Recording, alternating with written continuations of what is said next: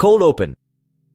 Ever find yourself shivering in your favorite chair, wondering how to heat your space without racking up a shocking electric bill or burning through your gas supply? Well, we have some ingenious solutions for you. First up, the classic. Layer up. Nothing says cozy like a good old-fashioned sweater, and don't forget those fuzzy socks. Your feet will thank you. Now, you've heard of solar power, but what about solar heat? Solar thermal panels are a great way to harness the sun's energy to warm your space.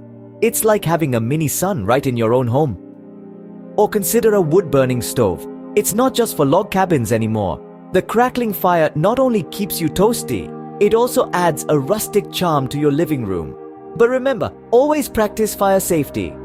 And finally, if you're feeling especially adventurous, why not try a DIY project? Build your own passive solar heater using soda cans. Yes, you heard it right, soda cans. It's recycling and heating in one neat package.